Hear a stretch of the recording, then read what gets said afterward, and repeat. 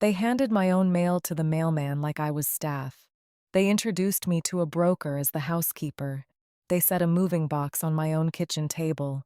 They told me out loud in my own house that people like me were more comfortable in the basement. I said nothing. I just kept a ledger. By Thursday, the house was gone. It belonged to somebody else. Closed, signed, recorded. A full day before their Friday deadline ever arrived. Nobody in that kitchen checked whose name was actually on the deed. Nobody knew what my late husband had already, quietly, sealed away for a day exactly like this one.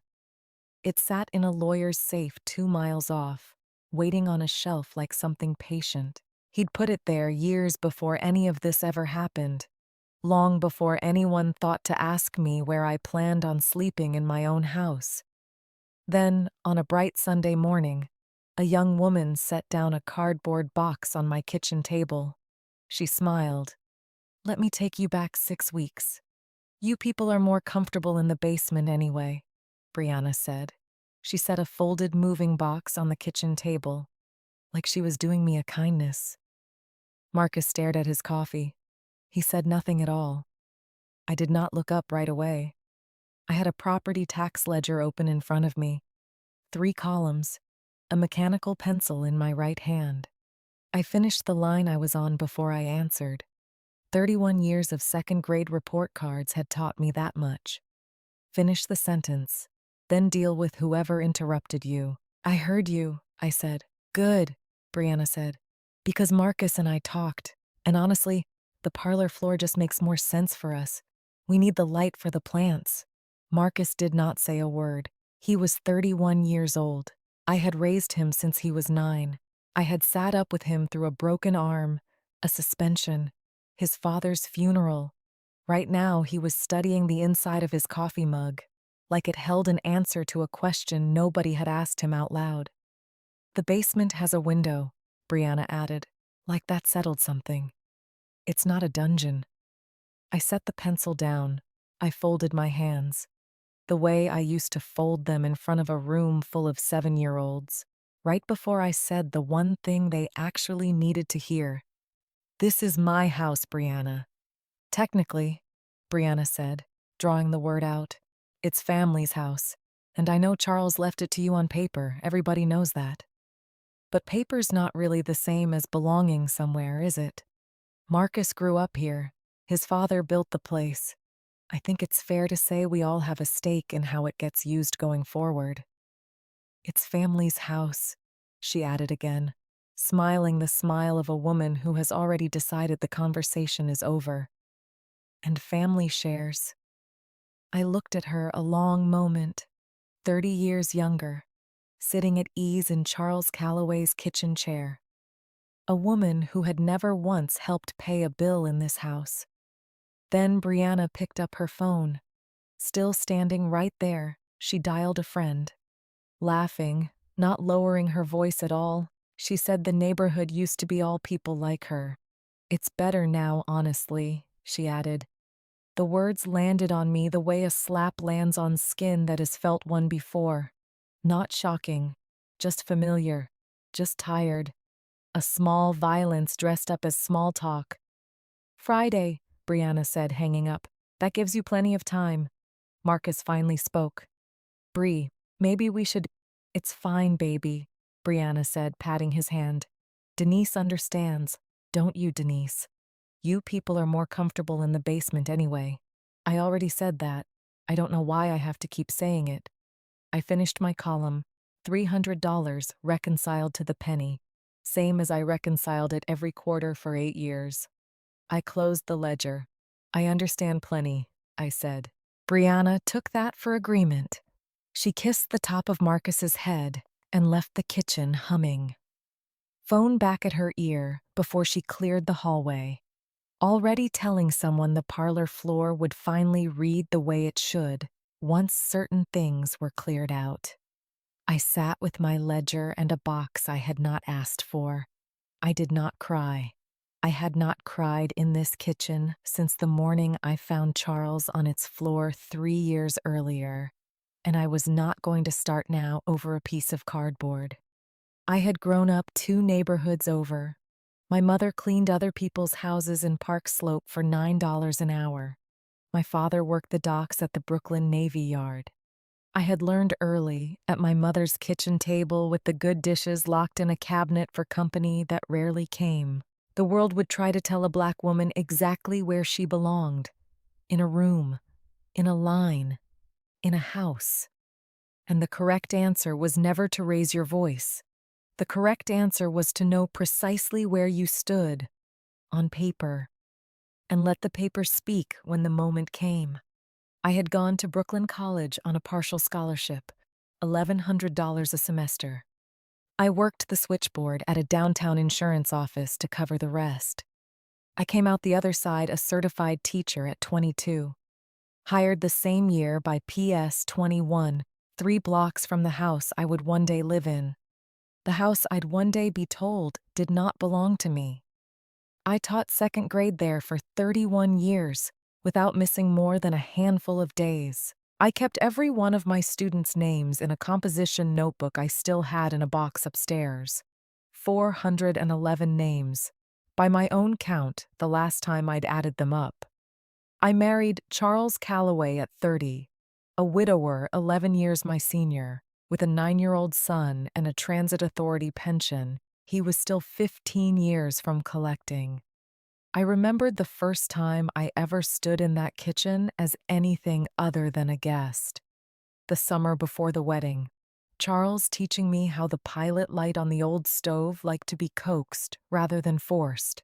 His hand steady over mine on the long match. "You don't force an old house, Dee," he told me. "You listen to what it's already telling you, and you go from there." I had carried that sentence into the marriage the way some women carry a ring, turning it over in my mind on the hard days. And there had been hard days, plenty of them. A stepson who tested me for the first 2 years the way any 9-year-old tests a stranger sleeping in his dead mother's old room. A black wife who some of Charles's own cousins looked at sideways because I was, in their word for it, citified, meaning I had a college degree and an opinion and used both freely. I had also built something of my own alongside all of it, quietly, the way I built everything. For 20 years, I kept the books for half the small businesses on Fulton Street, not the big accounts. The stubborn life-or-death books of corner businesses that couldn't afford a real accountant. Ronnie's Hardware, the flower shop on the corner, the West Indian bakery whose owner had once cried in my car the morning the rent notice came. She stopped crying by the time I finished the numbers. I had found her $380 a month she hadn't realized she was wasting on a supplier who was quietly overcharging her. I did the bakery's taxes every March on the same card table, $40 a return, because I never once raised my rate on a woman I considered family. I knew which landlords padded their water charges. I knew which checks would bounce 3 days before the person who wrote them did. I was, in the precise and unglamorous meaning of the word, indispensable, and the block knew it. Even when my own family lately seemed to have forgotten who, I picked up my phone and called a man I had not needed to call in 3 years. "Harold," I said when he answered. "It's Denise Calloway, Mrs. Calloway." Harold Byrne had a voice like a door closing carefully, unhurried, the voice of a man who had heard something like whatever you were about to say before. "Is everything all right?" "Brianna wants me in the basement by Friday," I said. "She said I'd be more comfortable there. She meant it the way you think she meant it." There was a pause on the line. Not surprise. A pause like a man setting a cup down very deliberately. "Mrs. Calloway," Harold said, "do you remember the letter your husband left with me?" "I remember there is one," I said. "I never asked to open it. He told me if a day ever came when someone in that house tried to put you somewhere, and tried to make you small while they did it, that was the day to call him back." I looked out the window at the small backyard Charles had paved himself in 1988, one wheelbarrow of concrete at a time. He refused to pay a white contractor from downtown $2,000 for work his own two hands could do for the cost of the mix alone. $80 and a Saturday. He used to say a man builds what he can hold on to with his own hands. And a woman like me could hold on to anything you handed her. I think it might be time, I told Harold. Come Tuesday, he said. Bring nothing but yourself. I have what you need. I hung up and sat in the quiet kitchen a long while. Brianna's laughter drifting down from the parlor floor above me. Easy and light. The laugh of a woman who has never once had to check whether the ground under her was actually hers. I had checked. Every year, for 8 years. On a ledger nobody but me ever read. I thought, sitting there, of a particular winter night 22 years earlier. Marcus was 9 and new to grief and new to me. He had woken screaming from a nightmare about his mother's funeral. A nightmare he could not fully describe except to say that in it, nobody had come. I had sat on the edge of his narrow bed until 4 in the morning, not saying much, just present. My hand on his back through the worst of it. Somewhere near dawn he had finally asked me, in the small, cracked voice of a child testing whether an adult can be trusted with the real question underneath the fake one, "Are you going to leave too?" I had told him no. I had meant it completely, the way you only mean a promise made to a frightened 9-year-old at 4 in the morning. I had kept it for 22 years afterward. Through his awkward teenage silences, his first heartbreak, his father's funeral, his wedding to a woman I had tried, genuinely tried, to love the way I loved everyone Marcus chose to bring into this house. I had never once, in 22 years, considered that the promise might someday need to run in the other direction. That the boy I'd promised never to leave might grow into a man who could stand in a kitchen and watch his wife tell me where I belonged, and say nothing. I let that memory sit with me a moment, the way I let most hard things sit before I moved on from them. Then I stood up and went to get dressed, because Sunday still had church in it, regardless of what else the day had brought. I was 61 years old, deep brown skin, silver locks pinned back with 2 tortoiseshell combs that had belonged to my own mother. Reading glasses on a beaded chain Charles bought me the year I turned 50, $45 at a street fair on Fulton, a closet of hand-sewn church dresses, because a retired teacher's pension of $2,200 a month teaches you to make things last. I was not, by any account Brianna would recognize, a wealthy woman. I had that pension, an $11,000 savings account, and a house. What Brianna did not know, what Marcus did not know, what almost nobody left alive knew, was whose name was actually on the deed to that house. Charles Calloway had bought the Hancock Street brownstone in 1971 for $18,000, a fortune to him then. Back when half of Brooklyn's banks would not write a mortgage for a black man north of a certain line on their own private maps. Back when he had to find one small black-owned savings bank in Bed-Stuy willing to look at his application twice. He had been 26, a foreman for the transit authority making $6,000 a year. He saved a down payment of $3,600, dollar by dollar, for 4 years before that bank finally said yes. He used to tell the whole story on the anniversary of the closing every single year. The way other families told a wedding story. I had heard it so many times I could have told it myself, in his own cadence, without missing a beat. How his own mother, arriving from South Carolina in 1948 with 2 suitcases and $11, had been turned away from 4 different buildings on this very block, before a black landlord finally rented her a single room above a shoe repair shop. How the first bank Charles walked into in 1967, a big downtown institution with a marble lobby, had a loan officer look at his pay stub, his 4 years of savings, his spotless credit, and tell him not unkindly, almost gently, that the neighborhood he wanted simply wasn't a good risk right now, son. Maybe try somewhere the bank had more confidence in the future of the block. Charles never forgot the word confidence. He used to say it was a strange thing to need a stranger's confidence in your own neighborhood before anyone would lend you money to live in it. It took him 4 more years and 3 more banks before Freedman Federal, the small black-owned savings bank 2 blocks from where the brownstone stood, finally looked at the same pay stub and the same 4 years of savings and said yes without hesitation. The loan officer shook his hand afterward. "Welcome home, Mr. Calloway," he said, like he meant something bigger than a mortgage by it.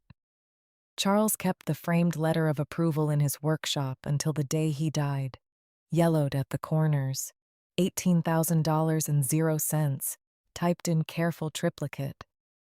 He told me the story every year on the anniversary of the closing, like scripture. "This block wasn't easy for us to hold, Dee," he'd say. "Don't you ever let anybody who never had to fight for a thing tell you where to sleep in it." 9 years before he died, for reasons he never fully explained, he had walked into Harold Burns' office and transferred the deed into my name alone. I had asked him why, once, half joking. "Don't you trust me with half a house, Charles?" He had not laughed. "I trust you with all of it," he'd said. That's the whole point. I had not understood him then. I was starting to understand him now. Sitting at my own kitchen table with a cardboard box in front of me, a sealed letter waiting 2 miles away in a lawyer's safe. A letter my husband had written for a day exactly like this one, a day he had somehow known was coming before I ever saw it coming myself. Marcus had met Brianna at a housewarming party in Fort Greene 6 years earlier, 2 years after his first brief marriage had ended. Back when he was still a man I recognized easily. Quick to laugh, quick to call and check on me after a bad storm. The kind of son who remembered his stepmother's birthday without being reminded by anyone. Brianna had been charming that first year, I had to admit, in the specific way of a woman who has studied exactly what a room wants to hear before she walks into it. She'd complimented my cooking extravagantly at their engagement dinner, asked good questions about the neighborhood's history, seemed for a while like she might genuinely want to belong to something bigger than herself. It was only in the second year of the marriage that I began to notice the small recalibrations. The way Brianna's warmth toward me seemed to dim in direct proportion to how settled she felt in the house. As if courtesy toward me had only ever been a rental Brianna intended to give back once she owned the place outright. Marcus, in that same stretch of years, grew quieter around me.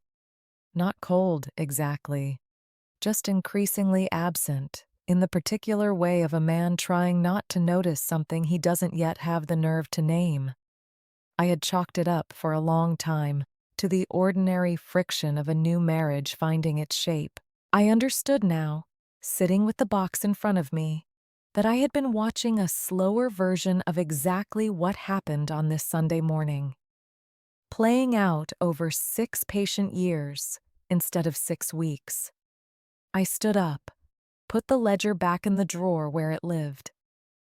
Next to the deed I had looked at exactly twice in 9 years, once when Charles signed it over, once at his funeral, going through his firebox for something to hold on to, and finding instead something I never expected to need.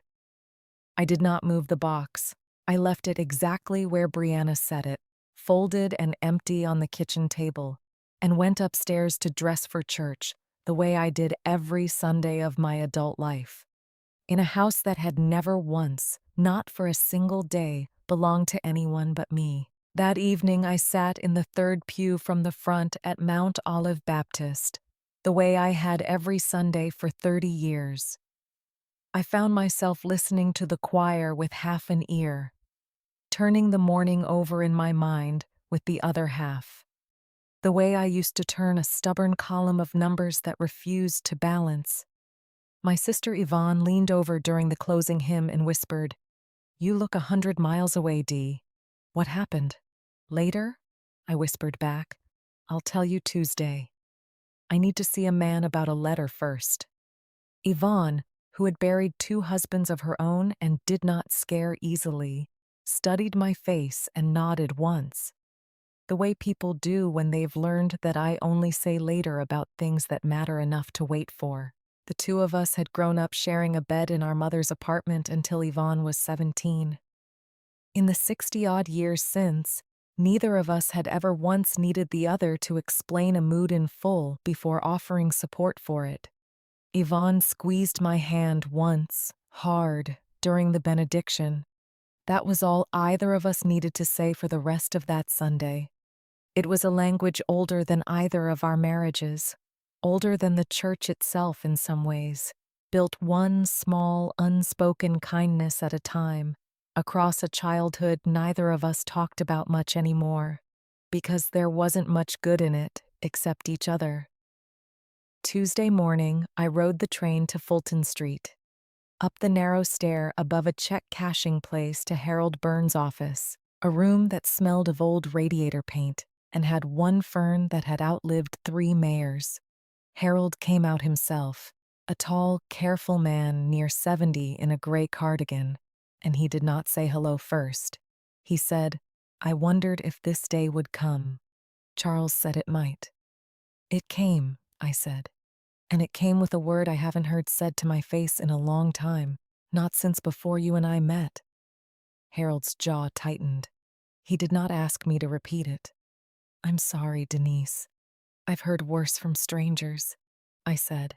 "I never expected to hear it in my own kitchen from my own family." That's the part that surprised me. 40 years teaching, Harold. I integrated a faculty lounge in 1981. I thought I'd outrun that particular sentence by now. He led me to a low table with 2 chairs. He laid 3 things on it: a deed, a trust document, stapled thick, 41 pages by my quick count, a cream-colored envelope, sealed, Charles's slanting blue ballpoint across the front. For Dee, when she needs it. I looked at the envelope a long moment and did not touch it yet. "The deed first," Harold said. "Gentle, the way a man gets gentle after decades of handing grief to people across small tables. Read the grantee line." I put on my reading glasses. I read it once, then again, because 20 years balancing other people's books had taught me the second pass tells the truth the first pass only hints at. The deed conveyed the whole of the Hancock Street property, garden level through the 4th floor, to one person, Denise Calloway, not to Charles and Denise, not to the estate, not, in any clause, to Marcus. To me, recorded 8 months before Charles died. On a Tuesday I remembered now as the day he'd said he had to see about a boiler permit and come home instead with a chicken from the market for $11, and a look on his face I'd mistaken for tiredness. "He moved it quietly," Harold said. "He kept the mailbox plate the way it was on purpose, C and D. He said he liked people to see what they expected to see while he was alive, and that the deed would tell the true story after he wasn't. Tell me what true story. Read the letter when you're ready. Not here if you'd rather not. But understand the deed today because the deed is law and the deed is clean. You have been the sole owner of that building for 3 years, Denise, and you did not know the half of what that meant, whatever's been said to you in that kitchen, by anyone, about whose floor is whose. It was said by people standing in your house, every word of it. I sat with that a moment. A bus sighed at a stop somewhere below. A car radio passed underneath the window. A thread of music, then gone. "There's the trust as well," Harold said, tapping the thick stapled pages. "Charles said it so the property cannot be encumbered, borrowed against, or sold by anyone but you personally. No heir, no spouse of an heir, no future creditor of an heir can touch it. He wrote a clause in here I've never seen a client ask for before or since. He called it the soft hands clause. Though that's not what it says on the page. It restricts any transfer to, quote, a person the trustee determines has demonstrated financial instability or predatory intent toward the beneficiary. He was thinking about something very specific when his own lawyer helped him draft that. I think you know now what. I turned the pages slowly, reading a clause here and there, the dense legal language slowing me down the way it always did. Though I had spent enough years around Ronnie's supplier contracts and the bakery's lease renewals to make my way through most of it without help. How much did all this cost him, Harold? This kind of protection isn't cheap, I imagine. $4,000 in legal fees to draft it properly, Harold said. Charles paid it in 2 installments over 6 months, without complaint. He told me the whole time it was the best money he'd ever spent that didn't buy him a single physical thing. He used to say a man spends his whole life building walls to keep bad weather out of a house. And somewhere along the way, he forgot the weather could also come from inside the family sitting at his own table. This was him building one more wall, quietly. The kind nobody sees until they walk straight into it. And if I hadn't needed it, I asked, if none of this had ever happened, then it would have sat here forever, unused, like a fire extinguisher nobody ever has to pull off the wall, Harold said. Charles told me himself, the day he signed it, that he hoped to God he was wrong about his son's wife. He said it twice, actually. I hope I'm wrong about her, Harold. But if I'm not, I want Dee holding every card there is. One more thing, Harold said at the door. When you open the letter, there's a name in it. Charles gave me the same name separately, in case the letter was ever lost. A man he trusted to do right by that house if it ever came to a day like this one. You won't have to go looking for him. Charles already did the looking years ago. I walked home the long way down Hancock, past the stoops. Mr. Delgado was sweeping in front of his shop and lifted his broom an inch. Miss D, he said, and I said good morning, even and warm, the way I always did.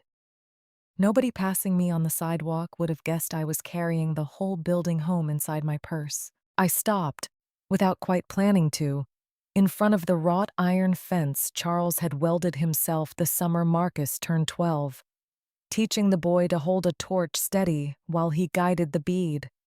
The two of them out there every evening after dinner for 2 straight weeks, until the fence ran the whole length of the front garden. Uneven in places if you looked closely, but standing, 30 years later, exactly the way he'd left it. Charles used to say a fence built by a father and his son together would outlast one built by a stranger for money, because it carried something in the metal that money alone couldn't put there. I ran my hand along the top rail, feeling the small ridges where the weld had cooled unevenly, the fingerprints of a boy who hadn't yet learned to hold a torch level. I thought about how thoroughly that same boy's hands had learned, since then, to hold nothing steady at all. I did not open the letter that day. I had decided something on Harold's narrow stare, and the something was this. Before I let my husband speak to me from 3 years past a Tuesday, I was going to do my job first. Charles had taught me that too, in his own way, without ever saying it out loud. Know the numbers before you trust the story. That night, after the house had gone quiet and Brianna's SUV had pulled away somewhere it went on Mondays, I sat at the kitchen table under the one lamp, 2 years of property statements spread in front of me, a fresh yellow pad. I went to work the way I'd worked for 31 years in a classroom and 20 more on other people's books, line by line. No faster than honest. The account was mine. I had opened it the year I married Charles. run every dollar of the house through it since. Insurance premiums of $190 a month. Water bills. The roofer who patched the back slope for $2,200 2 summers ago. The boiler man on retainer at $60 a visit. The 1,000 small bleeds that keep an old brownstone upright. I knew its rhythm the way you know your own pulse, which is to say you never notice it until it skips. It had skipped. There it was. A transfer I hadn't made 3 years back. Small, $200, the kind of amount a person tests a lock with before they trust it. Then $500 the following spring. Then $800 the autumn after that. Then, more recently, a jump to $1,200. No memo. Moved to an account I did not recognize. I did not use a calculator. I added the figures the way my mother taught me, carrying the tens in my head. Because some sums you want to feel pass through your own hand. $2,700, gone from an account that should only ever have moved when I moved it. The next morning, I went to the bank on Fulton, where I'd kept that account for 20 years. I sat across from a young teller named Marcus, not my stepson, a different Marcus. He had once watched me catch an $800 error the bank itself had made. He had treated me like visiting royalty ever since. I asked him, quiet and pleasant, to pull the authorization records. He pulled them. He turned the screen toward me. The transfers had been set up online through a profile added to the account the previous year. The profile attached to an email address I recognized. It matched the one on a real estate stager's business card Brianna kept in a little silver tray by the front door. The receiving account belonged to a business registered under one name, Brianna Whitfield, sole proprietor, doing business as Whitfield Staged Living. I thanked the teller. I took my printouts in an envelope with the bank's name stamped in the corner. I walked home with that envelope beside the deed and my husband's unopened letter in my purse. The men on the milk crates outside the corner store tipped their chins and said, "Miss D." And I said good afternoon, even and warm, and let myself in. But I did not go straight home. I stopped first at Ronnie's Hardware on Fulton, the way I had stopped there most Wednesdays for 20 years, long after I'd stopped keeping the shop's books, simply because Ronnie Ellison had become the kind of old friend a woman checks in with when the ground under her feels unsteady. Ronnie was 74 now, mostly retired, his nephew running the register. But he still sat in the back office most afternoons doing the crossword and drinking coffee too strong for his own doctor's liking. "Miss D," he said, looking up, "you've got a face on you today." "I've got a lot on me today, Ronnie," I said. I sat down across from him the way I'd sat across from him 1,000 times before. I told him, in the shorthand two old friends use when they trust each other with the unfinished parts of a story, that Charles's family had turned on me, and that I was about to do something about it that would surprise the whole block. Ronnie set down his crossword. "Whatever it is," he said, "you know this street's behind you before you even ask it to be. You kept this shop alive through 2 recessions and a flood, D. Found me $1,100 one January I didn't know a supplier had been quietly stealing from me for 2 years running. I don't forget things like that. Neither does anybody else on this block who's ever sat where I'm sitting. I might need somebody to talk sense to Marcus, eventually," I said. "Not now. Later. When he's ready to hear it from somebody who isn't me." "I've known that boy since he was in short pants," Ronnie said. "I'll talk to him whenever the day comes. You just say the word."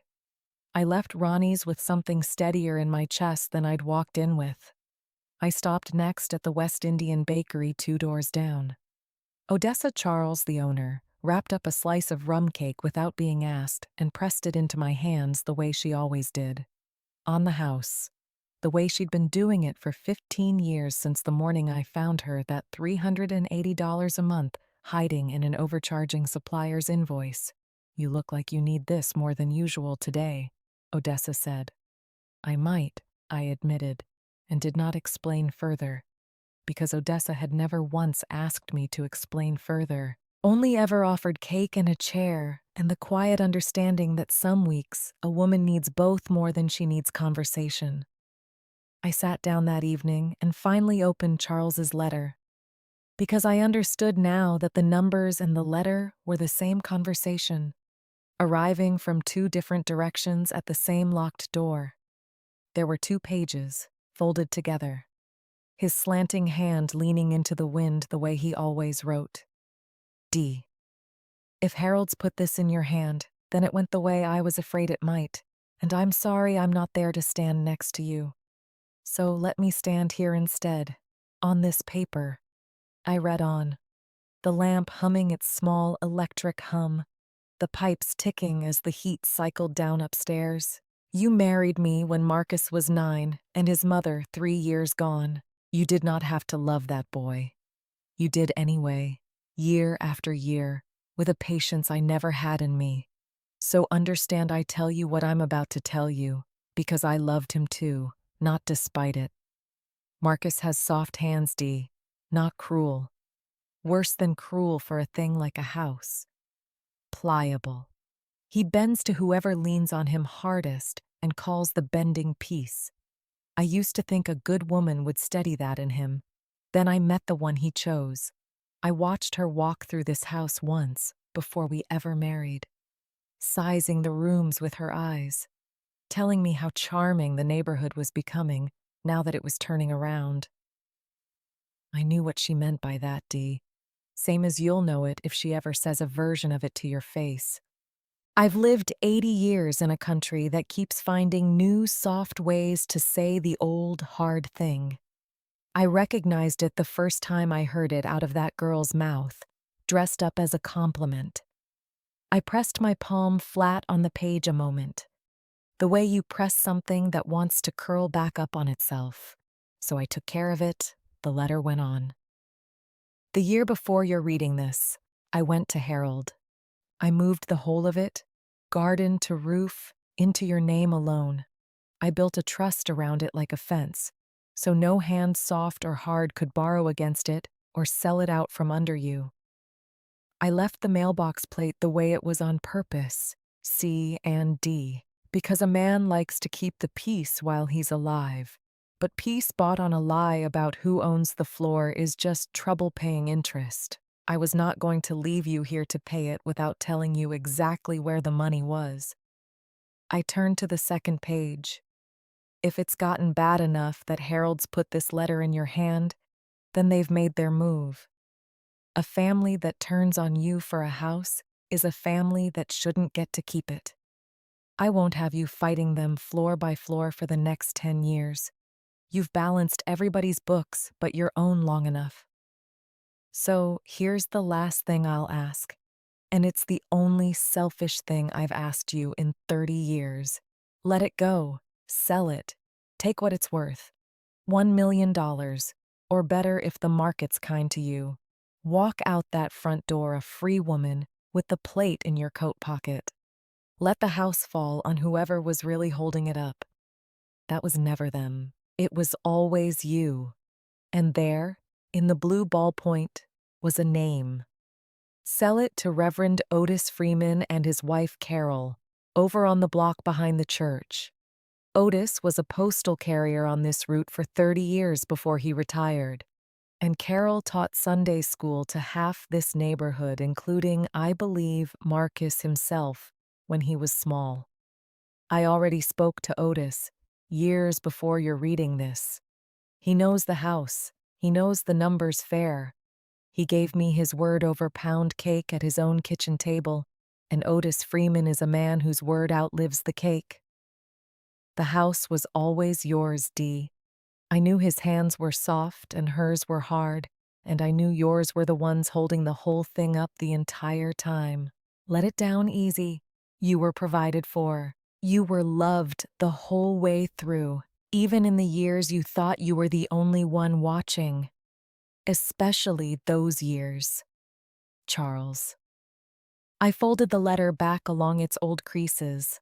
I sat with my hands flat on the table a long while, the lamp humming, the streetlight on Hancock throwing the same shadow of the same old plane tree across the same ceiling it had thrown every night of my marriage. I did not cry. I had a name now, and a call to make in the morning, and 3 days had become 2. The next morning, before I could call the Freemans, the doorbell rang, the old brass twist key rasping through the house. I opened it to find my granddaughter Zora standing on the stoop with a duffel bag over one shoulder and her college ID still clipped to her jacket. "Grandma D," Zora said, and threw her arms around my neck before either of us said another word. Zora was 20, Marcus's daughter from his first brief marriage before Brianna, a sophomore at Howard who had grown up half in this house and half in her mother's apartment in Fort Greene. She had always called me Grandma without anyone correcting her, because as far as Zora was concerned, the correction had never once been necessary. I had helped raise Zora, too, in the gaps her own mother's work schedule left open. Weekend afternoons and summer weeks when Zora was small, teaching her to read a bank statement before she could legally open her own account, the same way I had once taught a whole generation of second graders to count change and carry the one. It was, I sometimes thought privately, the strange arithmetic of my own life. I had ended up raising 2 generations of a family that had never once been required, by blood, to claim me at all, and had claimed me anyway, wholly and without hesitation, in every way that actually mattered. "What are you doing home, baby? It isn't break yet." "I know," Zora said, stepping back. Her face had the particular tightness of a 20-year-old carrying news she doesn't want to be the one to deliver. "Brianna called my mom last week, told her the room I stay in when I visit is getting repurposed for the design studio, that I should probably make other arrangements going forward. My mom didn't want to bother you with it. She figured you had enough going on. But then I heard from Dad that you're being put in the basement and I got on a train, Grandma. I couldn't sit in a dorm room knowing that.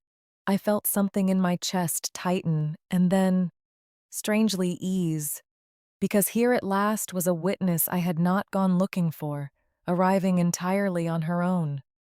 Come in, baby. Sit down. There's a few things I need to tell you, and I think you're old enough now to hear all of them. I told Zora everything, at the kitchen table over tea. The deed and the trust and Charles's letter, the $2,700 gone from the building account, the $40,000 deposit Brianna had taken from a stranger on a floor she didn't own. Zora listened without interrupting, the way I had taught her to listen to anything important. When I finished, Zora sat back and said very quietly, "She tried to get rid of me too, Grandma, before any of this. Isn't that something? She's been clearing everybody out of this house who might actually love you, one room at a time, and calling it design." "I noticed the same shape," I said. "I just didn't have all the pieces yet." "What can I do?" Zora asked. "Stay through Friday," I said. "That's all I need from you. Just stay, and watch, and remember what you see. Because one day you may need to tell your own children what happens when somebody decides a family's love only extends to the people who are convenient to keep around." Zora reached across the table and took my hand. I thought, not for the first time, that Charles had left me more than a house when he died. He had left me a family that had simply needed a little sorting, the way you sort a drawer nobody's opened in years, finding out which things were still useful and which had only ever been taking up space. I found the Freeman's small brick house behind the church the next afternoon. I did not call ahead because some conversations want a face attached to them. Carol answered the door in an apron dusted with flour and pulled me straight into a hug before a word was said. Otis came in from the back room in his reading glasses. When I said Charles Calloway sent me about the Hancock house, his whole face changed, went soft and then very still. A man's face when someone reaches back 20 years and touches something he'd folded up and put away with care. Lord, Otis said. Lord, I wondered if this day would come. Sit down, Denise. Sit down at my table. He told me, hands wrapped around a coffee cup that had gone cold and forgotten, about Charles co-signing his very first mail truck loan, $2,900. When the bank looked at a black postal carrier with decent credit and a modest ask, and still hesitated a week before answering, about pound cake and porch conversations that ran late into summer nights, about a promise made years ago that he'd half wondered if he'd ever be asked to keep. He used to tell me, Denise, Otis said, setting the cup down at last, that a man who'd had a hard time getting a door opened for him owed it to the next man, owed him the door once he was through it. He held that door for me in 1972. I've been trying to hold it for somebody else ever since. I never once thought the somebody would turn out to be his own widow, 20 years later, needing exactly the kind of door he taught me to hold. Carol came in from the kitchen just then, wiping flour from her hands onto her apron. She stood behind her husband's chair with a hand on his shoulder. She listened to the last of it with the same soft, unhurried attention, the kind she must have once given a room full of second graders learning their letters. We'll do right by you, Denise, Carol said. Whatever else happens this week, you have that from both of us, plain and settled before you even ask for it.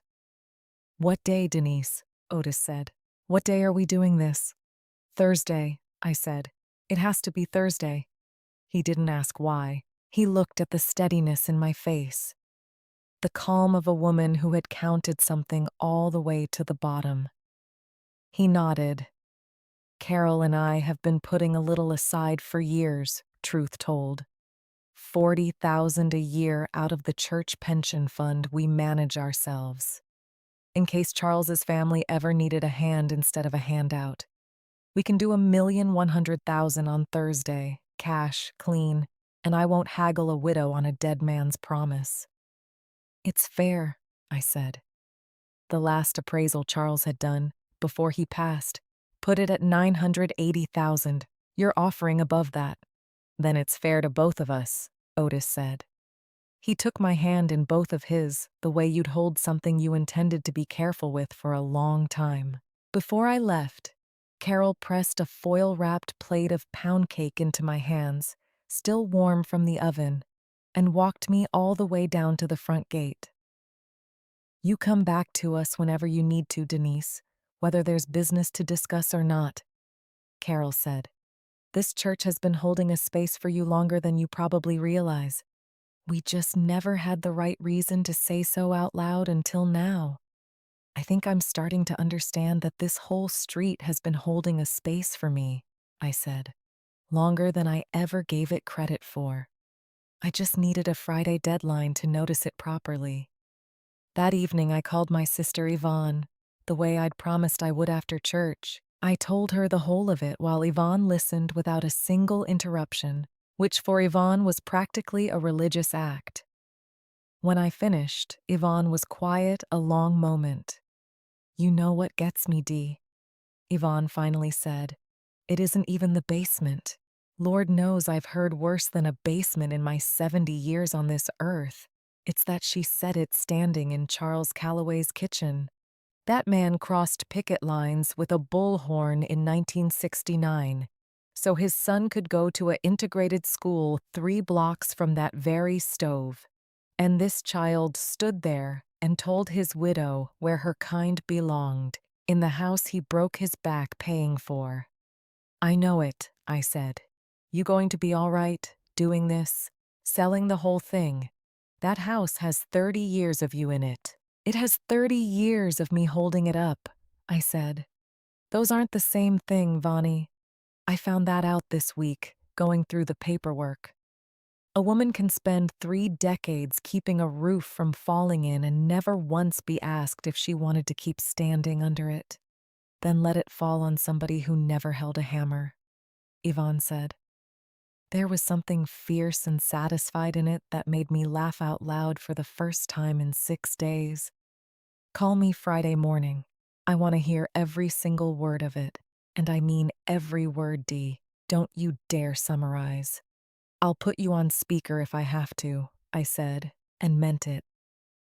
Tuesday afternoon, before I had even made it back from Harold's office the first time that week, a broker I had never met before rang the bell. A young man in a slim navy suit carrying a tablet.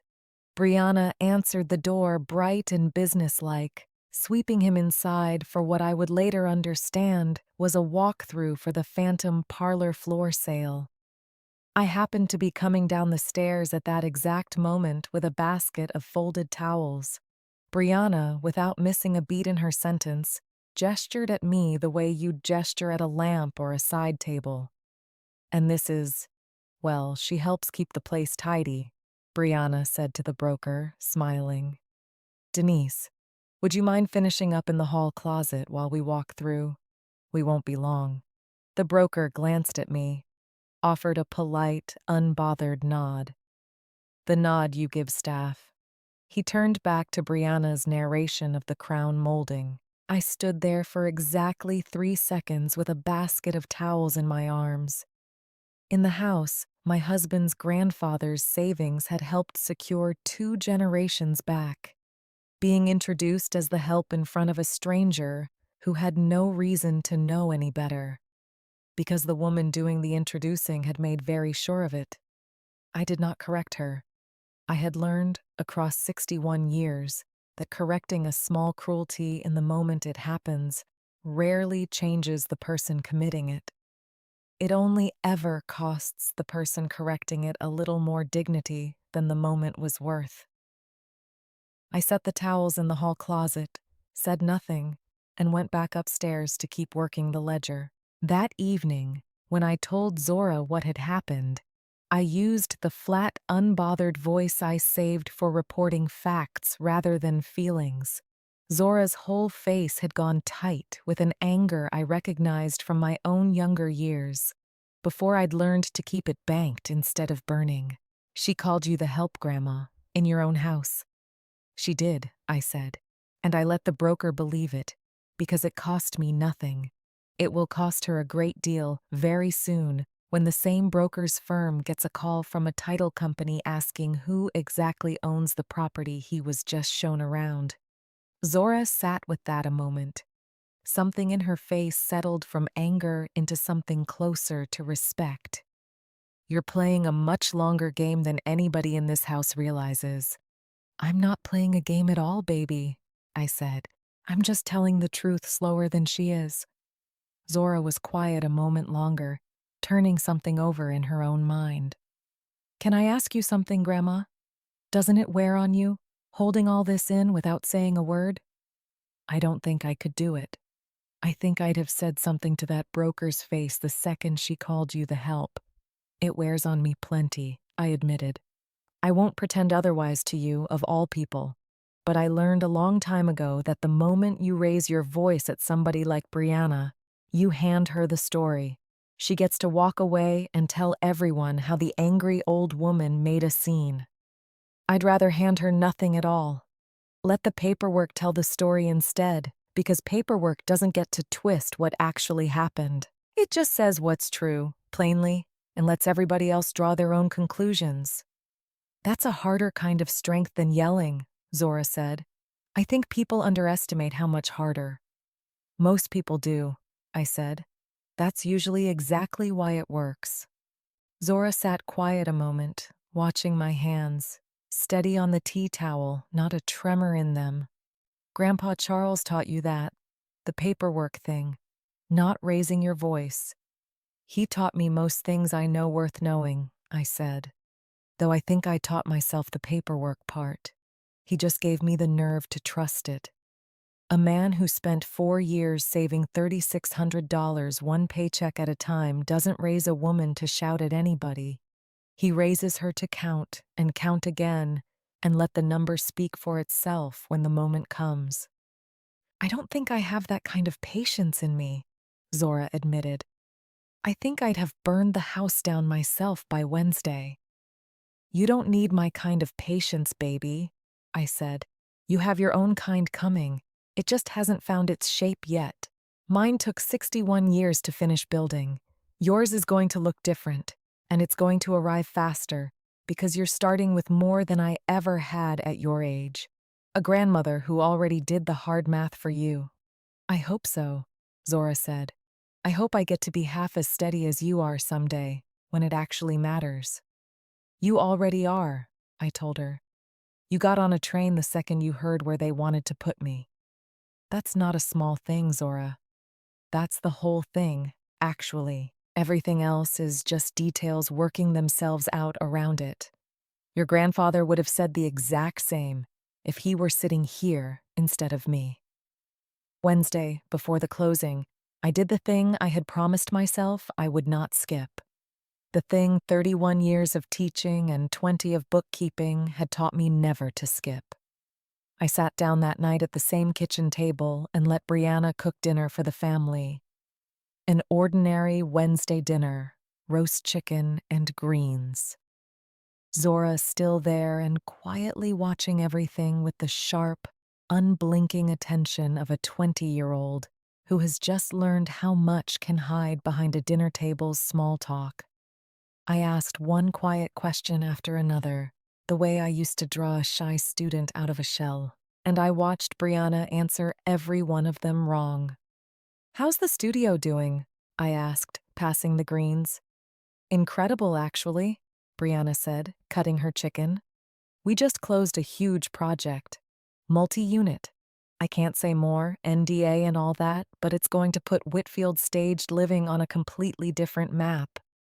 Multi-unit, I repeated, mild as milk. Here in the neighborhood?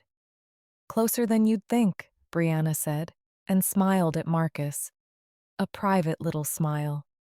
Marcus smiled back, the uncertain smile of a man who has learned it is easier to nod along than to ask the follow-up question that might unravel something he doesn't want unraveled.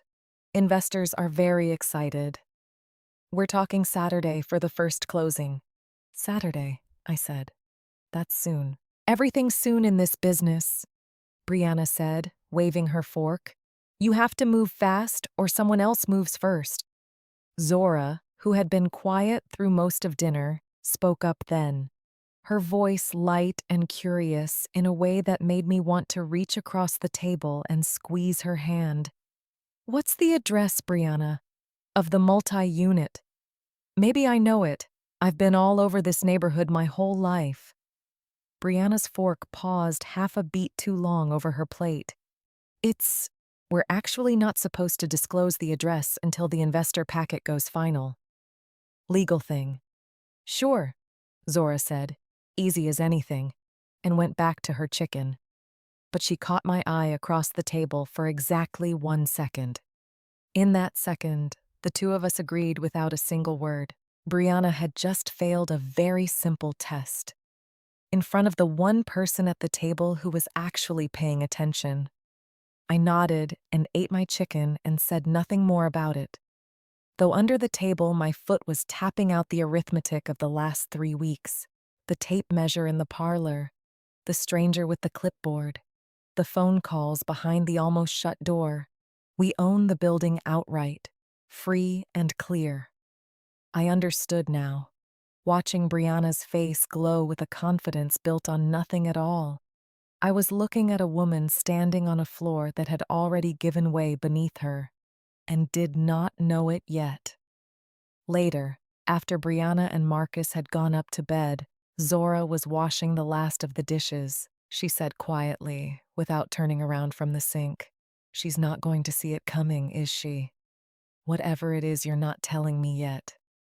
No, baby, I said. She isn't. And that's not because I'm cruel. It's because she spent this whole month making sure nobody at this table was paying close enough attention to see it either. Everybody but you. The 2 days that followed were the strangest of my life, because nothing in the house changed and everything already had. I made coffee Tuesday morning and Marcus took it without meeting my eyes.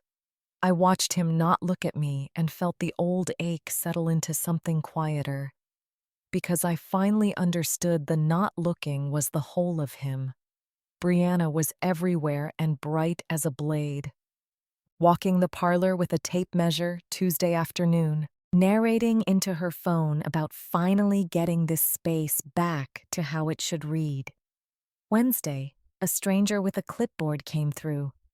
Brianna walked him room to room in a building she did not own, taking what I would later learn was a $40,000 deposit. At the door, Brianna called out, bright as anything, "Friday everything's clear, broom clean by the weekend," and shut the door on her own promise. Tuesday night, close to midnight, Marcus knocked softly on my bedroom door. Something he had not done since he was a teenager, needing to confess a broken curfew. He stood in the hallway in his undershirt, looking older than 31, older than he had looked in years.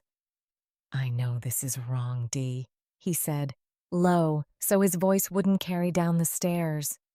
"The basement thing. I know it's wrong. I keep meaning to say something, and then I look at her and I don't know how to start the fight. I'd need to have to fix it." "Then don't fix it with a fight," I said, standing in my doorway in my robe, my voice gentle but my eyes steady on his. "Fix it with a sentence. One true sentence, said out loud in front of her, before Friday. That's all it would take. You don't need a fight, baby. You need one sentence you're not afraid to say." Marcus stood there a long moment. I watched him reach for the sentence and fail to find it. The way a man reaches for a word on the tip of his tongue and comes up only with the shape of where it should be. "I'll try," he finally said. "I know you will," I told him. There was no bitterness in it, only a tired, familiar sadness. The sadness of loving someone whose trying had never once, in 22 years, quite managed to become doing. "Good night, Marcus." He never did find the sentence, not that week, but I noticed later that he had at least tried to reach for it. I filed that away too, in the same steady ledger where I kept everything. Because a man reaching for a sentence he cannot yet say is not nothing. It is simply not enough. Not yet. And I had learned the difference between those two things a long time before this particular Tuesday ever arrived. Wednesday evening, Brianna found me in the kitchen and leaned in the doorway, arms crossed, performing kindness the way she performed everything. "I really hope you're not upset about all this, Denise," she said. "It's just business. Marcus and I have real plans, and honestly, you'll be so much more comfortable in the basement. It's a whole different pace of life down there. You people always seem to make the most of small spaces anyway." She smiled with every tooth. "Everything's going down by Friday, right?" I dried the last cup and set it in the rack.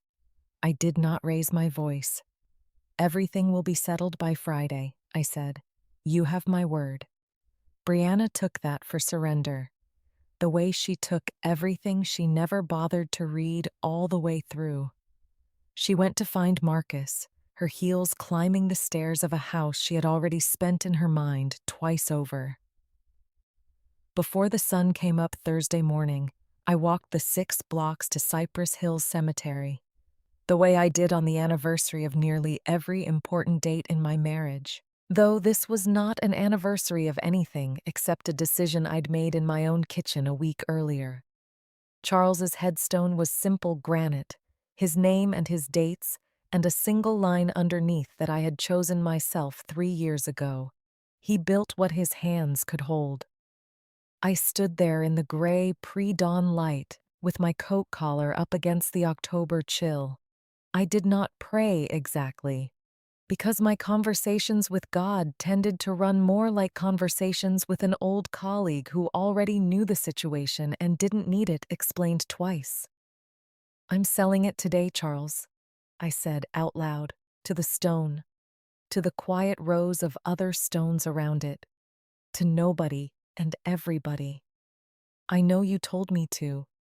I still wanted to tell you myself before I did it. The way I'd have told you across the table if you were still at it. I was quiet a moment, listening to a mourning dove somewhere off in the older section of the cemetery. Marcus is going to have a hard morning tomorrow. I want you to know I didn't do this to hurt him. I did it because his wife stood in your kitchen and told me twice where people like me belong, and because you built a fence around me 9 years before you knew I'd need it. I intend to stand inside that fence with my head up, the way you always stood inside every hard-won thing you ever built.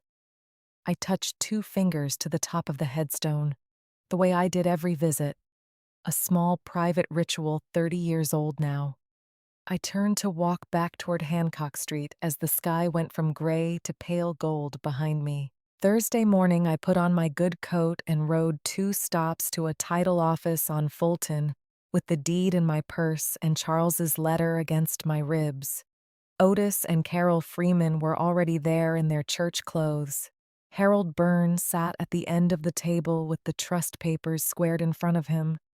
The closing went the way honest closings go, which is to say it was almost boring, signature after signature, the dry rasp of a pen, a notary's stamp, a glass of water nobody drank. The title officer was a heavy-set man named Perkins. He had clearly seen 1,000 closings and would see 1,000 more. He walked us through each page with a flat efficiency, the kind of efficiency that never acknowledges the weight a signature might carry for the person signing it. Seller initials here, confirming the property is free of undisclosed liens. I initialed it. Seller confirms sole ownership, no other claimants. I initialed it, and Harold cleared his throat softly, the closest he came all morning to a comment.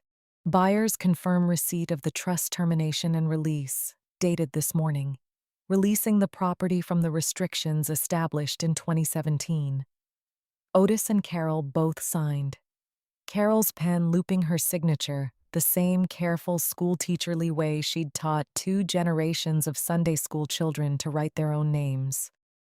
Halfway through, Otis looked up from the stack of papers and asked quietly, not for the room, but for me alone, "You sure about this, Denise? Once we sign the next page, there's no undoing any of it.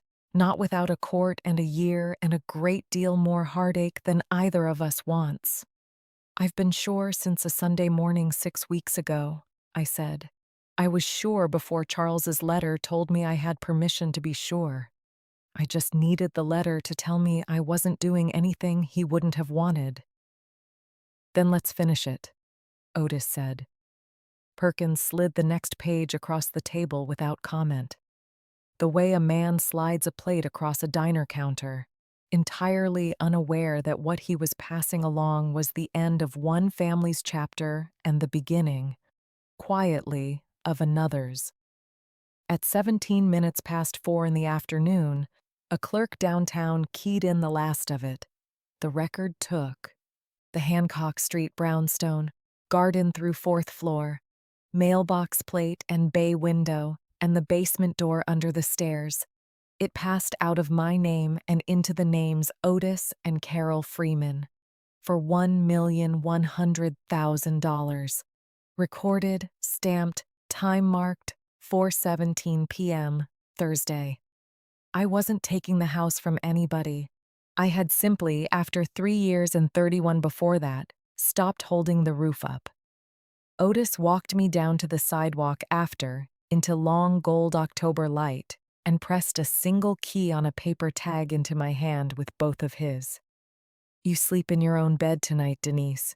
It's still your home tonight. We'll see to the rest of it tomorrow.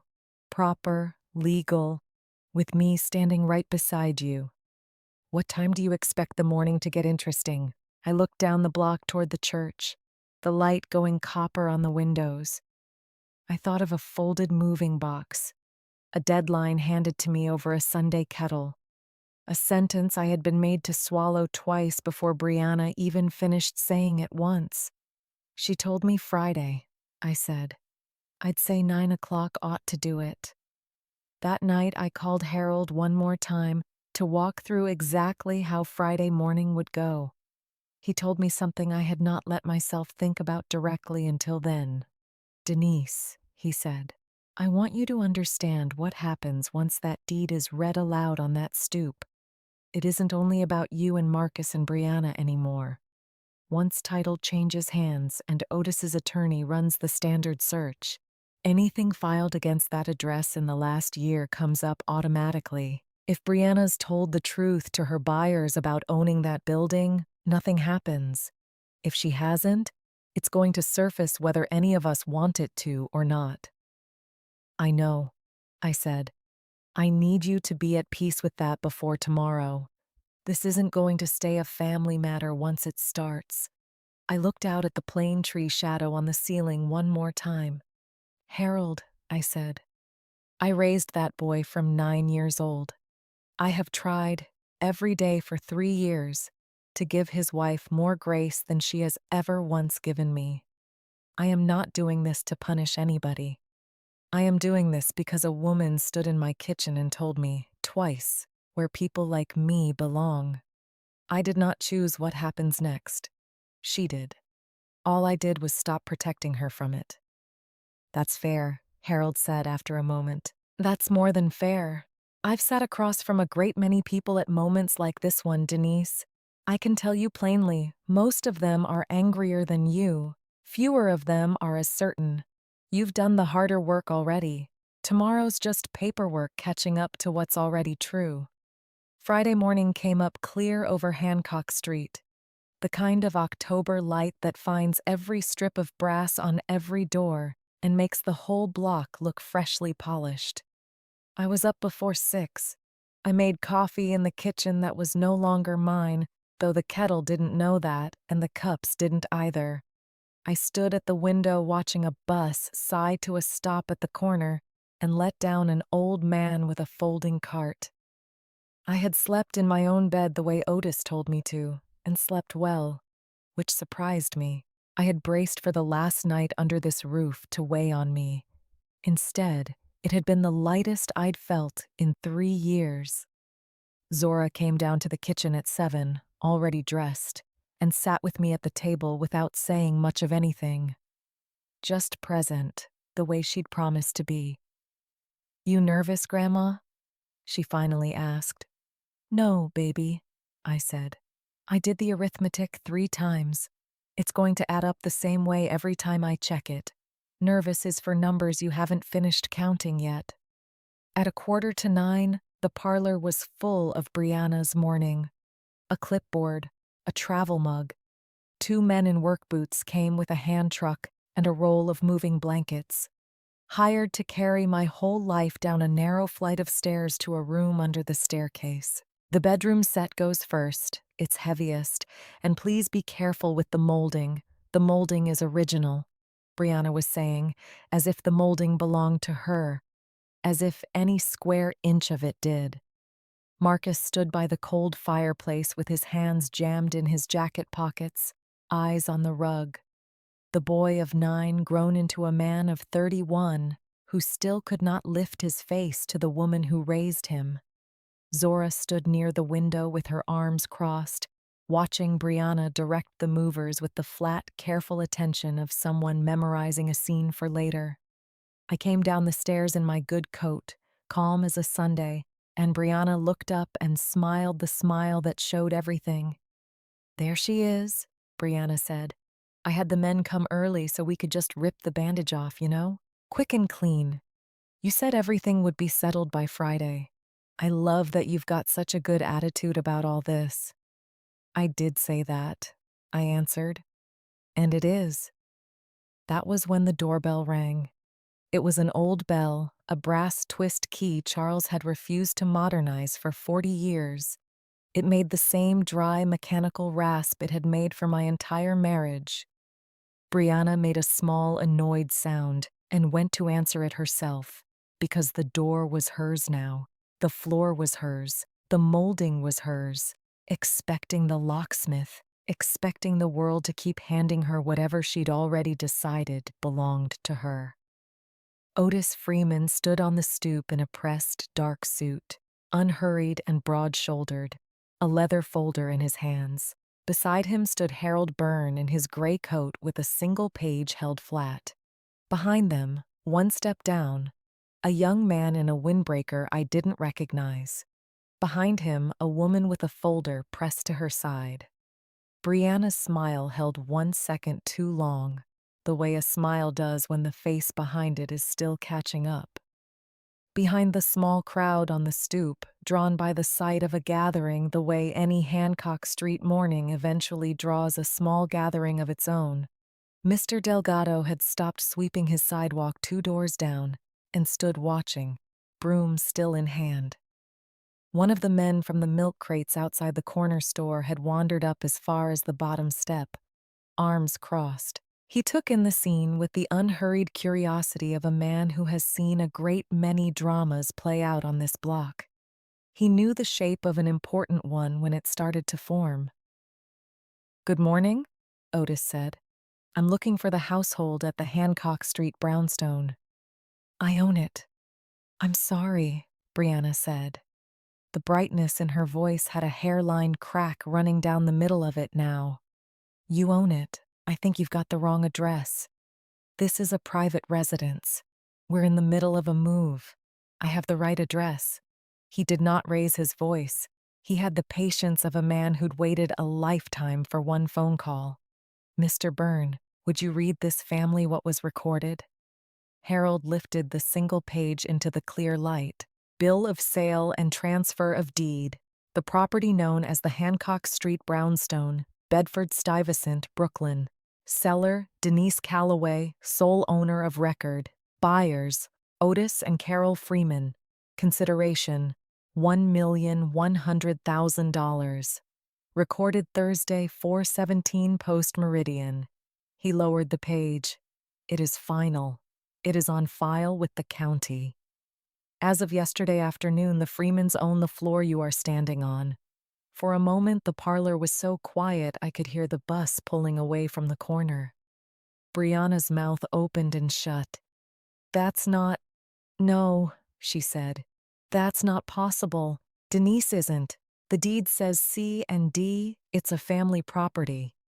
"The D," Harold said quietly, "was always Denise. Charles Calloway moved this house into his wife's name alone, inside a trust, 9 years before he passed. I drew the papers myself. I have held the letter that explains why for 3 years."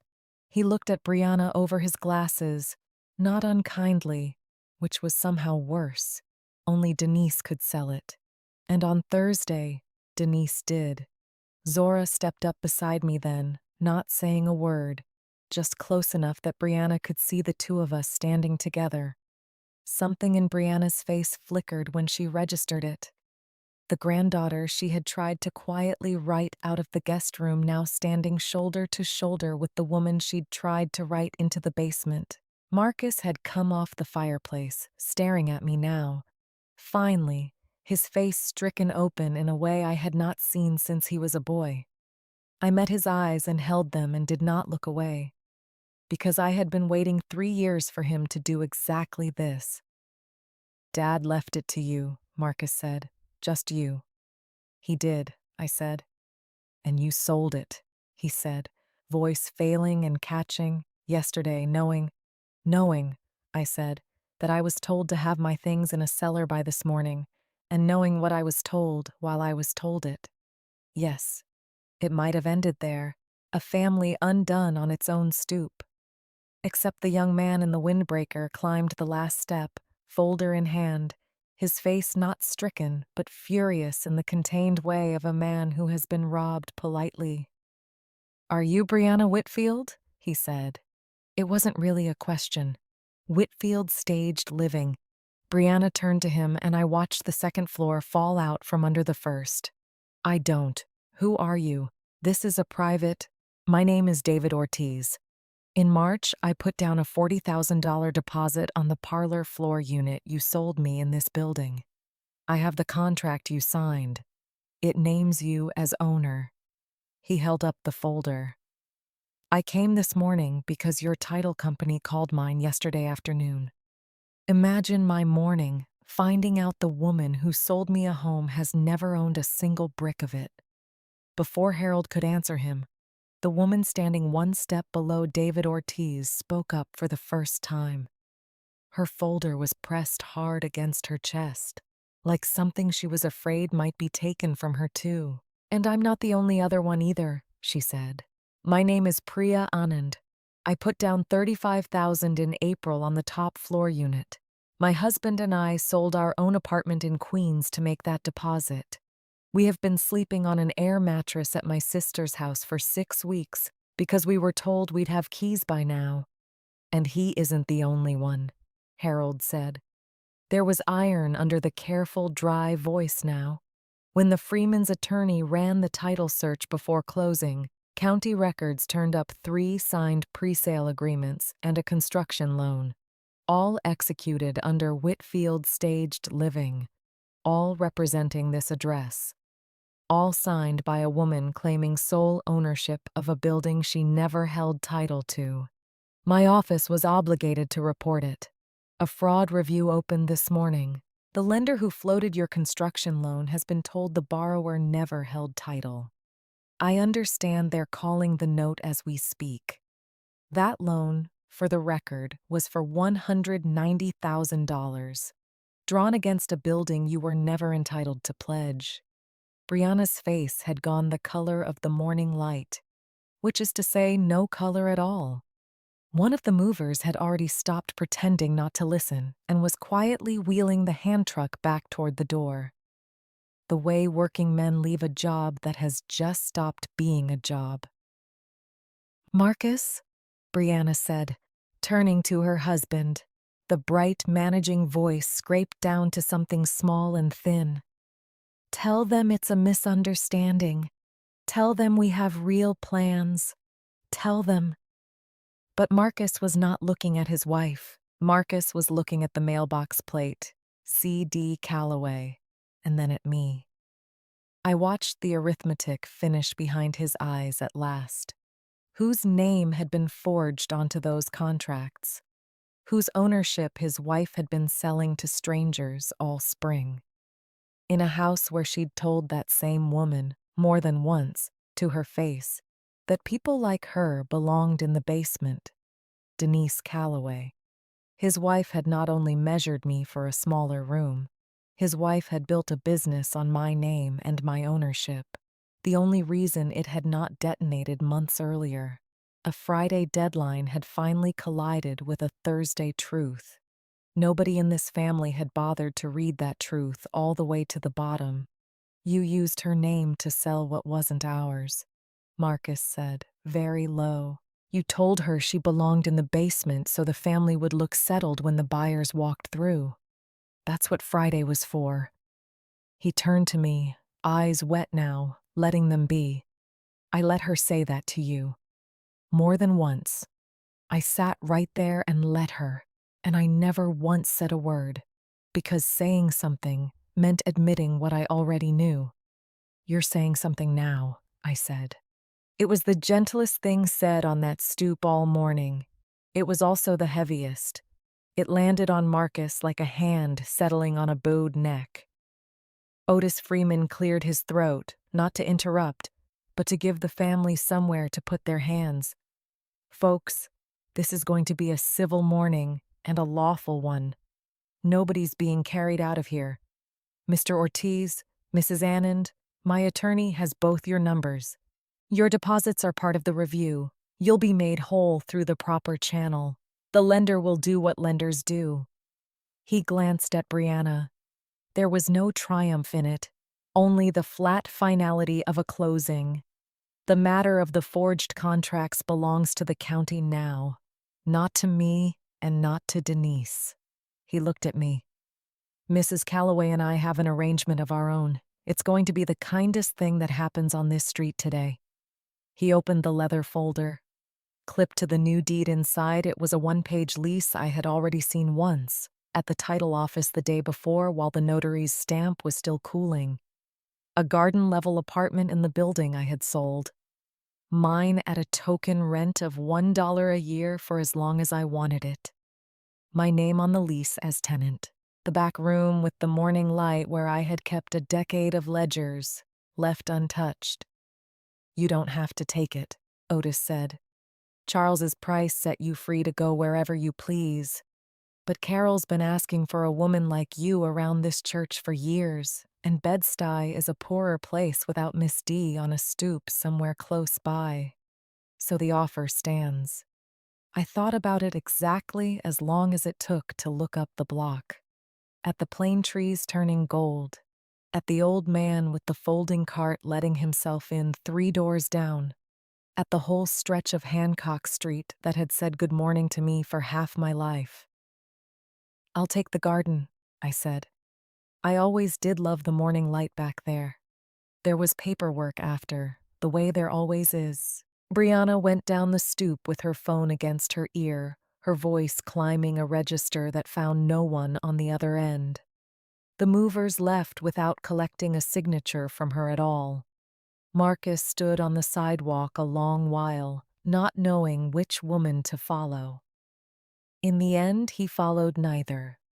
Just stood, which I thought was the truest thing his soft hands had ever managed. By that afternoon, a fraud complaint had been filed with the county on Whitfield Stage Living, naming 3 separate victims and a total exposure north of $260,000 between the deposits and the construction loan. A second buyer, then a third, called the number listed on Harold's letterhead once word moved down the block the way word always moves down Hancock Street, fast and warm and merciless. David Ortiz got his $40,000 back within 6 weeks through the county's escrow fund and bought a real floor 2 blocks over, his name the only one on that deed. Priya Anand and her husband settled for a partial return and a public apology from the lender's insurer. They moved off the air mattress in July into a 1-bedroom in Crown Heights, smaller than promised, but, Priya told me later on the phone, entirely and provably theirs. Priya called again in September, unprompted, just to talk. Somewhere in the conversation, she said something that stayed with me for a long time afterward. You know what got me the most when it all came out, Priya said. It wasn't even the money, though God knows the money mattered. It was realizing that woman had used an actual person, a real widow with a real name, as a prop to make her lie sound believable. She told buyers she'd inherited the building from a beloved mother-in-law who'd passed. Beloved. She used that word. And meanwhile, you were sitting 3 feet away from her every single dinner, being told you belonged in a basement. People who lie for a living generally believe their own version harder than anyone else does, I said. It's the only way they manage to say it with a straight face. Well, I'm just glad the truth eventually got a vote, Priya said, even if it took its sweet time getting to the ballot box. Late that afternoon, I sat on the church steps beside Carol Freeman with the spare key on its paper tag warm in my open palm. When Otis came to collect it for the walkthrough, I pressed it into his hand. I folded his fingers over it the way he had folded mine on Fulton Street the day before. In my coat pocket, wrapped in a clean handkerchief, sat the small brass mailbox plate I had unscrewed that morning before anyone else woke. C.D. Calloway. The only thing from that house I had carried out that was truly mine to carry. I walked toward the garden door in the last of the gold light, the plate warm against my hand through the cloth. Behind me, the church bell began its slow 5 o'clock ring, the same bell that had rung over every ordinary Friday of my life before this one and every Friday that would come after it. I did not raise my voice once that whole week. I never needed to. I had spent 61 years learning that a woman who knows exactly where she stands, on paper and off it, does not have to shout to be heard. She only has to wait for the moment the truth was always going to arrive on its own, and then step back and let it. The weeks after the closing were quieter than I expected, busier too, in the particular way grief and relief can crowd the same small apartment at once. I unpacked slowly into the garden-level rooms, hanging Charles's old barometer by the back door where he'd always kept it, setting my mother's tortoiseshell combs on the same dresser scarf I'd used for 40 years. In the evenings, I sat on my little private patio, a strip of concrete Charles himself had poured. I listened to the sounds of the building settling into its new life above me. Carol brought over a casserole the second night and stayed for 2 hours. Otis fixed a sticking cabinet door without being asked. The way men who grew up fixing things simply cannot walk past a thing that squeaks. Word of what happened on the stoop moved through the neighborhood the way news always did on Hancock Street. Mouth to mouth, porch to porch, faster and more accurate than anything printed anywhere. By the second week, 3 different women from the church had stopped me on the sidewalk to tell me, in careful and respectful tones, that they had wondered for years about Brianna, about the SUV that never seemed to match the studio's supposed income, about the way she'd once tried to get a senior discount at the pharmacy by claiming to be someone's caretaker rather than someone's daughter-in-law. I listened to all of it with the same even patience I'd once used on a classroom of second graders working through their times tables, neither confirming nor feeding it, because I had never needed an audience to know I'd been right. Marcus called me twice that first month. The first call I let go to voicemail, not out of anger, but because I needed a few more days before I trusted my own voice not to shake. He left a message that said only, "I'm sorry, Dee. I know that's not enough. I'm sorry anyway." The second call, 2 weeks later, I answered. "I moved out," he told me. "2 days ago. I'm staying with Tony from work until I figure out the next part." "I heard," I said. "How are you?" Hancock Street told me most things before Marcus ever did. There was a long pause on the line. The kind of pause a grown man takes when he's deciding whether to be honest with the woman who raised him or merely polite. "I keep thinking about the coffee," he finally said. "All those mornings you made it and I couldn't even look up. I've been trying to figure out when exactly I stopped being able to look at you, and I can't find the day. I think it happened so slow I never noticed I was doing it." "It happens that way," I said. "Slow. And then all at once, on a Sunday, over a moving box. I want to fix it," Marcus said. "I don't know how yet, but I want to." "Then you'll figure out how," I told him, "the same way your father figured out how to buy a house nobody wanted to sell him. One true thing at a time, and no shortcuts." "I keep replaying that Sunday morning too," Marcus admitted, "trying to find the exact second I could have stopped it, if I'd only opened my mouth. I can't find it. There isn't one second. There's just 100 small seconds where I stayed quiet, stacked one on top of the other until they built a whole basement I nearly put you in." "That's usually how it goes," I said. "Nobody builds a wrong that big in one move. It's always 100 small quiet ones, agreed to one at a time, until the shape of the thing is finished before anybody meant it to be." We talked a while longer, about small things mostly. The ordinary scaffolding people rebuild a relationship on before they trust it to hold anything heavier. Near the end of the call, Marcus asked the question I had been quietly waiting for him to ask since the morning on the stoop. "Do you think you can ever forgive me, Dee?" "Not her. I'm not asking about her. I mean me, specifically, for all the mornings I let it happen and said nothing." I considered the question honestly, the way I considered most things, turning it over before I answered, rather than reaching for the comfortable response first. "I think forgiveness isn't a door that swings open all at once, baby. I think it's more like paying down a debt. You make a payment every time you show up honest, every time you say the true thing instead of the easy thing, Every time you choose me the way I chose you for 22 years running. I'm not there yet, but I'm not nowhere either. Keep making payments, Marcus, and we'll see where the balance sits a year from now. I can do that, Marcus said. I can absolutely do that. Then that's a start, I said. And a start is more than most people ever manage on the first honest phone call of their life. The fraud case against Brianna Whitfield moved through the county the way these things move. Slower than anyone wanted and steadier than anyone expected. In November, 2 months after the Friday on the Stoop, the district attorney's office announced a civil settlement rather than criminal charges, citing Brianna's cooperation and the relatively contained scope of the scheme. But the terms were public, and the terms were unkind to her in the way only paperwork can be unkind, without ever raising its voice.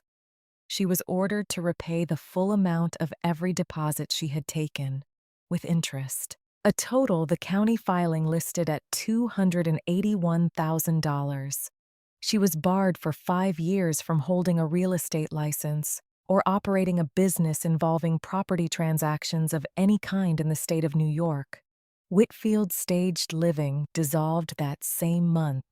The gold-lettered window on the Clinton Hill storefront went dark, then papered over, then by spring, replaced by a nail salon that had nothing at all to do with any of it. David Ortiz called me himself in December, once his $40,000 had cleared back into his account through the county's escrow fund, just to say thank you. I reminded him gently that I hadn't done any of it for his sake specifically. Maybe not, David said. But you're the reason the whole thing came apart in time for me to get my money back before I'd sunk another dime into it. I was 2 signatures away from wiring a second deposit the week everything closed. You have no idea what you saved me from, Mrs. Calloway, even if saving me wasn't the point. I'm glad it worked out that way regardless, I told him, and meant it. Because a woman raised the way I'd been raised did not have to have intended a kindness for it to still count as one. I did not go looking for any of this news. It simply arrived, the way everything on Hancock Street eventually arrived, carried by Carol after choir practice, by Mr. Delgado over his broom, by Yvonne on the phone on a Tuesday evening. I received each piece of it the same way I'd received the moving box on that first Sunday, without drama, filing it into the same steady ledger I kept in my mind for everything that had ever tried to tell me where I belonged. Zora finished out her spring semester at Howard and came home for the summer, moving not into the brownstone she'd grown up half visiting, but into the small second bedroom of my garden apartment.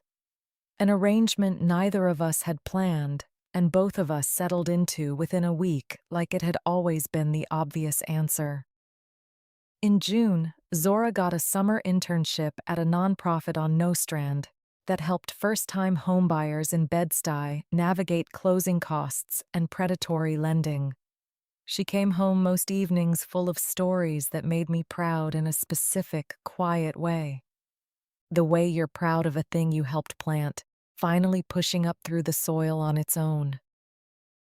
You know what I keep telling the families we work with, Zora said one evening, sitting on the little patio with me while the last light went copper over the fence line. I tell them, get everything in writing and don't ever let anybody make you feel small in a room you have every right to be standing in.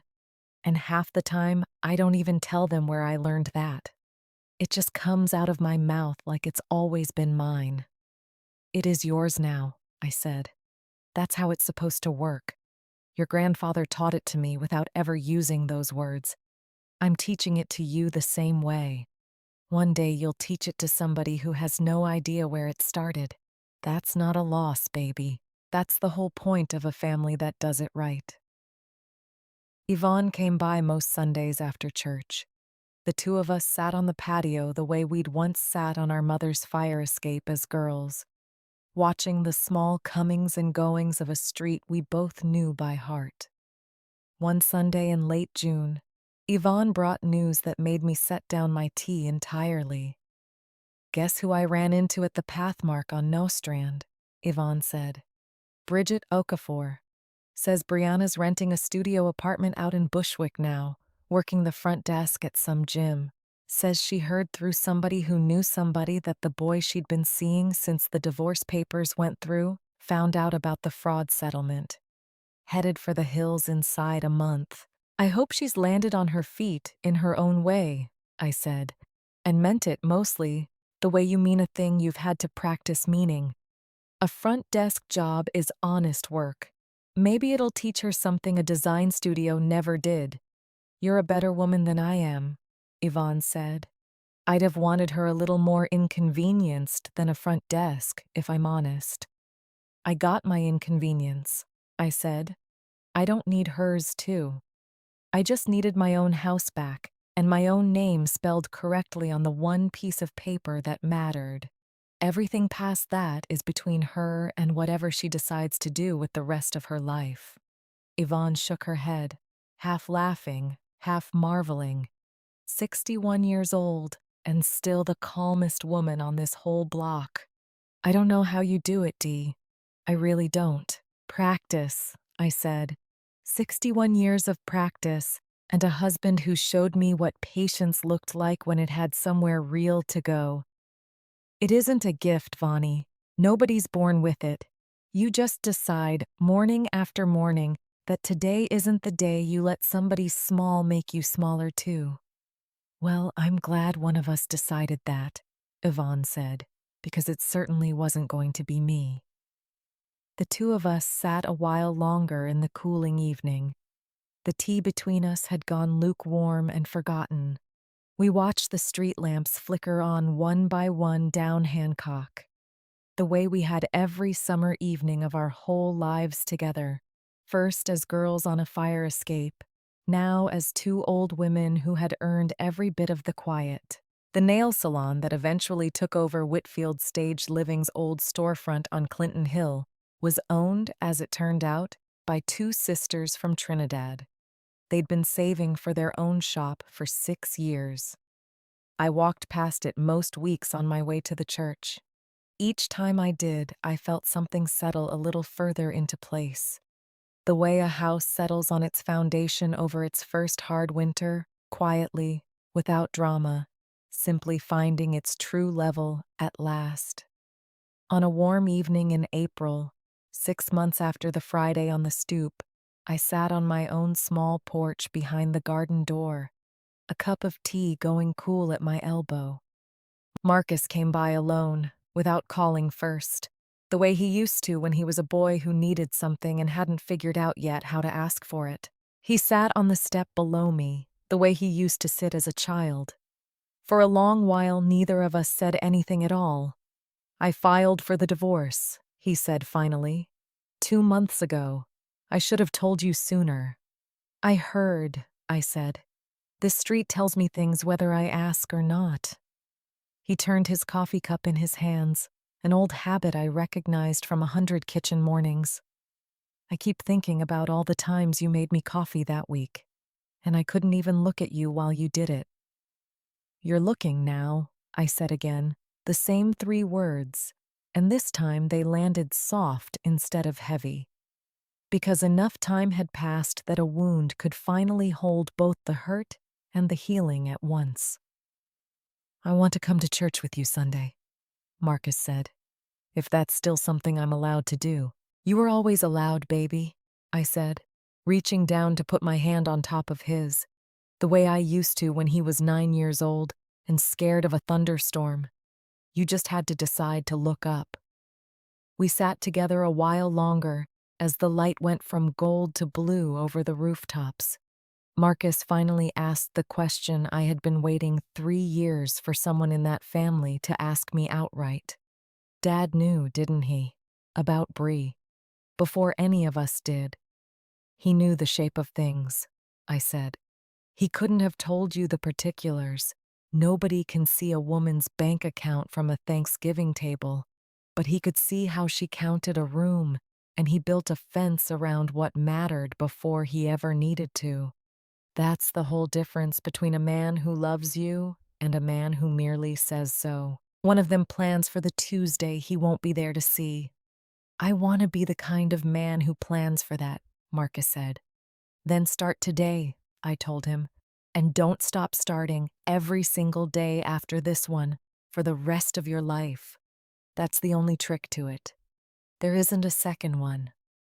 Marcus did come to church that Sunday, and the Sunday after, sitting a few rows back at first, then closer as the months went by. By the following spring, he had started volunteering with the same nonprofit on Nostrand where Zora had interned, helping first-time buyers read the fine print on documents, the same kind of documents that had once been used in his own family's kitchen as a weapon against the person he loved most. He never said much about the symmetry of it out loud, but I noticed, the way I noticed everything and said nothing, because some lessons a person has to be allowed to learn without an audience watching them learn it. A year and a half after the Friday on the stoop, on a bright Saturday in October, Zora graduated from Howard with a degree in urban planning. The whole family came down to Washington for the ceremony. I wore a new dress I'd had made specially for the occasion by a seamstress 2 blocks from the garden apartment. Yvonne beside me fanning herself against the unexpected heat.